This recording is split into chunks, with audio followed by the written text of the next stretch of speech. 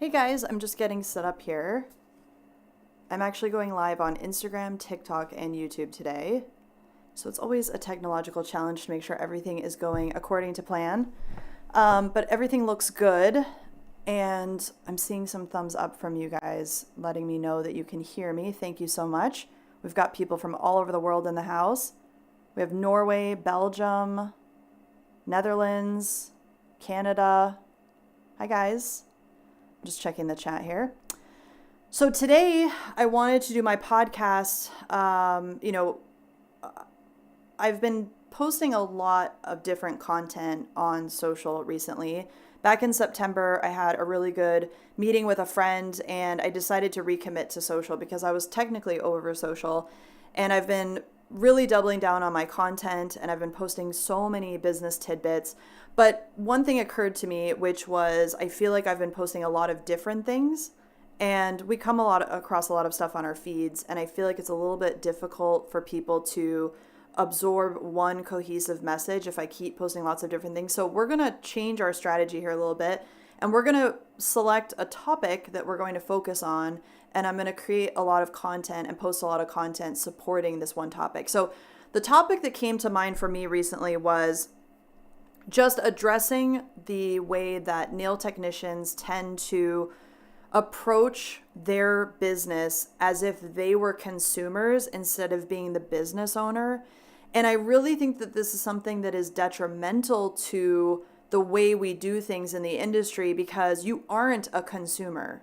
And you really shouldn't be managing your business with that mentality because consumers get emotionally attached to things. They get emotionally attached to marketing or whatever it might be, and they kind of make these impulse decisions. And when you're a business owner, that impulsivity needs to go completely out of the door. And you really need to focus on strategy. So my goal for the next couple months is going to be focusing on just a couple business things that I really want to nail down for you to get you the help you need to implement these and make your business more robust. So today I wanted to talk about how I really think a lot of you are using social in the wrong way. A lot of you are approaching social media as if you were an internet influencer, and you need to remember that you are a physical brick and mortar business. You are someone that needs people to come and visit you. You are in the service-based industry, and so if you don't have clients booking with you, you aren't going to be making any money. Who cares how many people in the world know that you're an amazing nail technician if people in your local area do not know? So we're going to be focusing on how do we actually get potential clients, not just random followers, but potential clients. How do we focus on getting potential clients to come and book with us, right? Because that is what makes the world go round for a nail technician. All right, so I've got a couple mock-ups that I created here.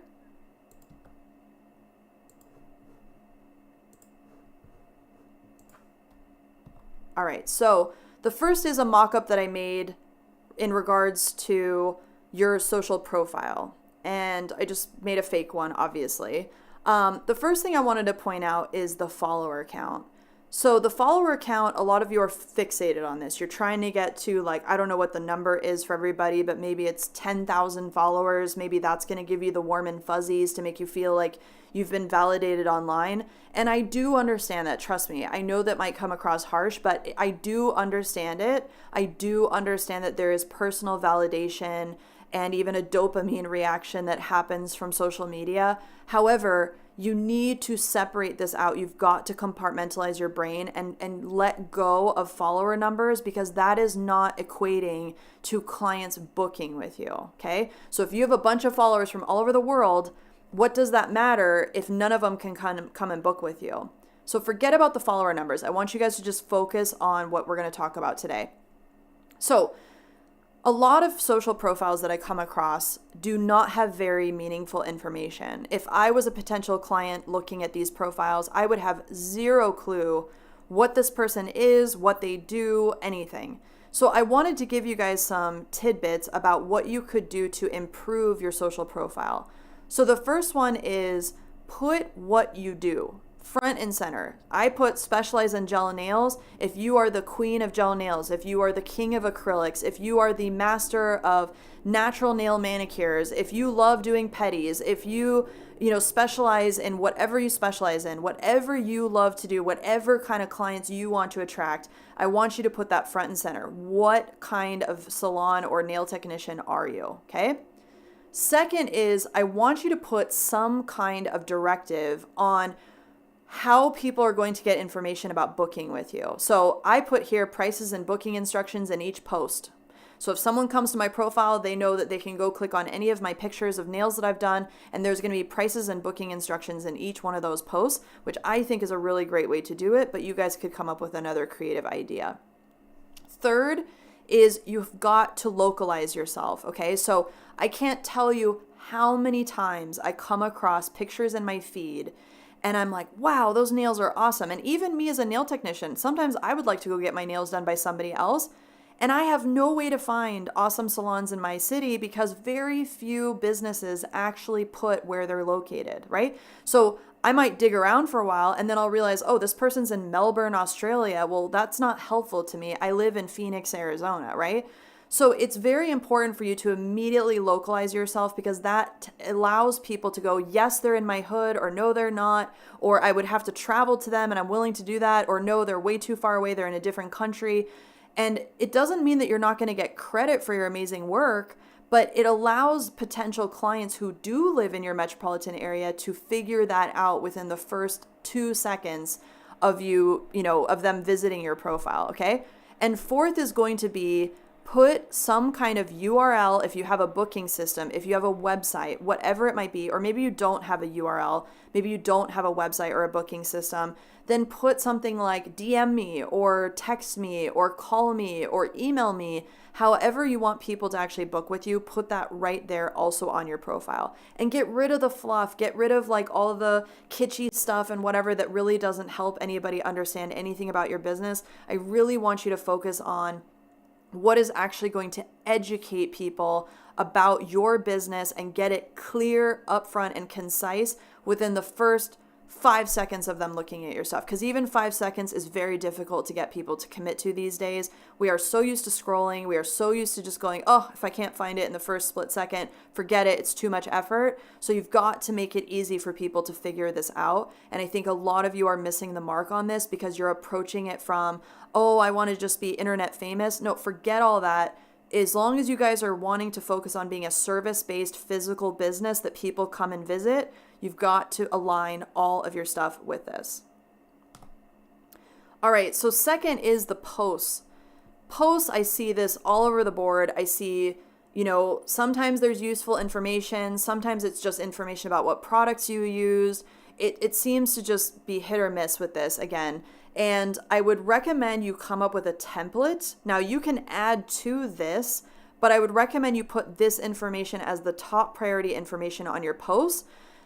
I always like to use the analogy of like when I go to a restaurant and I immediately sit down and I love menus with pictures, right? I don't know if you guys do, but it's really hard for me to understand what I'm getting from just the descriptions that are written on menus, especially with the, fancy stuff these days. I'm like, what's ridiculous? Like I have, that sounds ridiculous, right? So I like to either sit down and look at the tables around me and go, ooh, that looks good. I think I'll order that. What are you having over there, right? It's like I look for an example of what I want to order, a visual example usually because I'm a very visually oriented person. So this is a perfect example of that menu with pictures. Think about your Instagram as a menu with pictures. You're going to put pictures on there of the work that you've done. And then I want you to actually put meaningful data down below that. So again, we're going to localize ourselves even on our posts because on Instagram, most people are going to come through your posts on their feed. They aren't going to actually go to your profile. Very few people actually click on people's profiles. They usually just look at the posts in their feed and scroll and scroll and scroll. So there's not very much digging that's happening. So because of that, we need to make sure that we also localize ourselves on our actual individual posts, okay? Then we're going to put the cost. We are actually going to put that front and center. We are going to put how much this service costs. And you don't include tip or anything, but I want you to include, like, if you were going to charge anyone that, You can put a range. You could put $75 to $85. You could put 75 plus if you want to give yourself a little bit of wiggle room. And you can even I have an asterisk here that I could put a little footer down below and say, hey, prices are subject to change because this might be a post from a year ago and I've raised my prices, right? But you're gonna put the cost. Why? Because you want to filter out people who are already not willing to pay those prices. What is the point of having someone bother you about booking if they're not willing to spend $75 on those nails, right? It's just gonna be a battle from day one. So put the price front and center. And again, you can use a range. You can do, 75 to 85 or 75 plus, or you can put different, qualifiers on there, but just put it out there. Just put your pricing out there. Time is also very important to clients. And it's also a very important filter for making sure that potential clients are serious, because you don't want someone coming thinking it's going to take 20 minutes to do those nails. If it legit takes you an hour and a half, you want people to know that from day one. So putting it takes 90 minutes to get these nails is also a great data point for those potential clients, so that you can make sure that they are serious about it. They're willing to sit in the chair for 90 minutes, that they're serious about wanting these nails. They're not going to be flippant. They're not going to rush you, that you're going to be able to give them exactly what you've done here and you're going to be able to replicate it. Okay? How easy is that? That you can just already filter out people and say, if you're serious, you want to pay $75 for these 90-minute nails, then this is what it is. And then service name. Service name is also really important because a lot of clients don't speak the same language that nail technicians do. They don't understand all of the different nuances in products and application styles and layering of things. And they don't really understand the difference between all the different types of things, like acrylics versus gel polish versus polygel versus, full tip extensions. Like they don't have all that lingo. So we are going to give them the lingo so that when they reach out to us, they're able to speak our language and we immediately are able to recognize, oh, that's exactly what they want. So you're going to come up with names for these services, and hopefully you start to come up with some of these organized names, because you could even highlight these posts as highlights in your profile and say, these are all my one color gel overlay nails. These are all of my, 3D nail extensions with crystals or whatever. You can come up with all of these different ways that you would refer to these services. And then when someone wants to book with you, they use that name and then you immediately know exactly what they're looking for. How to book is also extremely important. Do you want them to call you, text you, DM you, email you? Do you have a booking system? Do you have a website? Do you have a link in your bio? What is it? How do people book with you? So put that information there in your post, and you can decide, how public you want to make your phone number or your email address. You can always have people DM you first or get a booking website, put a link in your bio, whatever you want. But again, now someone has all the information they need. They know where you are. They know how much it costs to get the nails in the picture. They know how long it's going to take. They know exactly what they're going to book with you in order to get that exact service. And they know exactly how to contact you to book with you.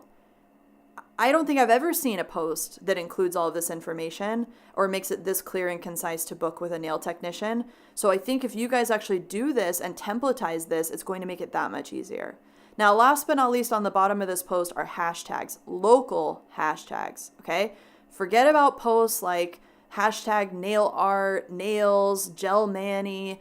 Those have bazillions of other posts using that hashtag, which means that your posts are going to get absolutely buried in those feeds. No one's ever going to see them. And it also doesn't help the algorithm put your posts in front of people that are local to you. So if I'm a Chicago, Illinois nail technician, I'm going to put hashtag Chicago nails, Chi-Town nails, Chicago small business, Chicago nail salon, Chicago nail tech, Chi-Town nail tech, whatever you want to do, whatever it works for your locality. You want to make sure that the hashtags also localize you, because that's going to help Instagram or TikTok or whatever platform you're using get your stuff in front of the people that are looking for it. And then you can add on all kinds of other fun hashtags if you want to, but don't forget to put localizing hashtags on your stuff, okay? So I hope this helps you understand that, again, using social media is wonderful. It's free advertising. There's very few things that we have available to us these days that are free. Social media is one of them. But instead of you just using social media to just post into the ether and see whoever starts following you, okay? Yes, that's fun. And yes, it is validating. And yes, it makes us feel very warm and fuzzy to get likes and follows. But how does that help you? How does that move your revenue needle? How does that actually help you make money? It doesn't, unless you're going to be a full-time influencer and you're going to try and get to be, one of those accounts that has millions of followers, that has super high engagement, and then gets free clothes from, Zara or whatever. Okay, fine. If that's what you want to focus on, that's wonderful, but that's a completely different career and strategy than being a working nail technician, all right? Some people can do both, but it's very few and far between. And if I put my money on something, I would say I would use free social media as a free advertising platform for getting local potential clients to come and visit and book with me. And the other key factor about this strategy is it helps you filter out the BS. It helps you get rid of people who aren't serious, who are just scrolling. And on an impulse, they go, oh, maybe I'll book there. Maybe I'll do this. And then you're fighting them the entire time because they're not willing to sit for 90 minutes or whatever the time might be. They're not willing to pay you what you want to charge. Then you're in a position where you haven't clearly communicated. Now you're negotiating in the chair, and nail technicians, no offense, really suck at that. Most of the time you guys are going to end up backing down, charging a lower price or giving in or whatever it might be. And then you're going to have some angry client on your hands who leaves you a crappy review, and you're going to feel horrible. So why not filter out the BS people from day one and focus on people who know upfront exactly what it is to book with you, and then they are serious enough to actually book with you, and they're local and all of that. The other thing that came up the other day when I posted about this same subject was I got a lot of people commenting, this is amazing because I am a fellow business owner who always wants to try and refer people to local businesses, but I have no idea how to find these businesses because they don't localize themselves on social media. So imagine you're a restaurant owner or a bartender or a different hair salon or something that doesn't do nails, and you're looking to refer your clients who are looking for nail salon appointments to a local nail salon because you want to support your local community. Well, how are other businesses going to refer anybody to you if they can't find you, right? So that's also why it's really important to think about put everything local, focus on local, because that is going to get you all of those referrals from not only just social media and people scrolling through their feed, but it's also going to get you referrals from other business owners or other people referring people to you. So it becomes this whole amazing strategy, this amazing funnel that starts funneling people to you and to your books. Okay? So I hope this was helpful today. Thanks for tuning in. Doing these things live is always an adventure, but I really appreciate all the engagement I get out of everybody who joins me, and I'll be in touch again soon with another great episode. Bye, guys.